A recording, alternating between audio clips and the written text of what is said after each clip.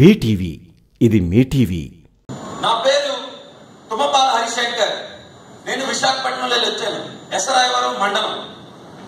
నేను సెలెక్ట్ చేసుకున్న టాపిక్ ఏంటంటే ఫార్మర్ టు క్లీనర్. అది ఎందుకు నేను సెలెక్ట్ చేసుకున్నాను అంటే, ఒక రైతు, సామాన్యమైన రైతు, మీరు బ్రిడ్జిలు కట్టకండి, ఈదుకొని వెళ్తాం. మీరు బస్సులు తాకండి, నడుచుకొని వెళ్తాం. మీరు నీరెవకండి, మేము మా కన్నీరుతో పండించి మీకు భోజనం పెడతాం. మీరు అసెంబ్లీలోని కూర్చొని బిర్యానీలు తినండి. అదే చెప్పడానికి వచ్చాను నేను ఈరోజు. ఎందుకంటే చిన్నప్పుడు నేను వింటాను, రాయలసీమ రత్నాలసీమ అవుతుందట. ఎప్పుడవుతుంది నాకు తెలియదు, కానీ ఇక్కడ నీళ్ళు లేవు, అక్కడ నీళ్ళుంటే భూములు లేవు.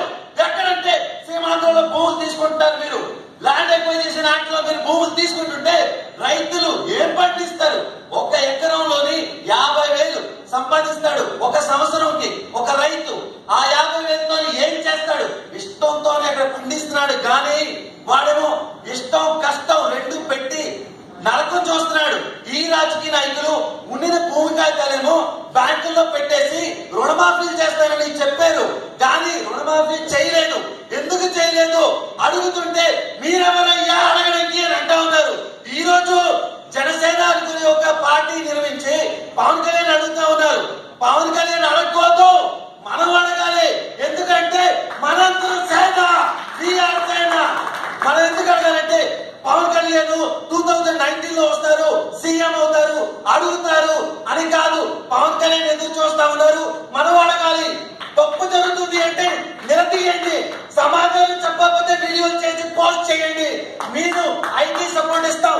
మేము హైదరాబాద్, ఇది బెంగళూరు, హైదరాబాద్ లో ఐటీ సపోర్ట్ ఉంది, జనసేన ఐటీ టీమ్స్ అని మీరు పోస్ట్ చేయండి, మేము పబ్లిష్ చేస్తాం. మీడియా సపోర్ట్ ఇవ్వకపోయినా మేము మీ ప్రతి ఒక్క స్పందనకి అతని వరకు చేరిన వరకు ట్రై చేస్తాం. ఇదే నా సమాధానం. రైతుకి అన్యాయం జరిగిందా?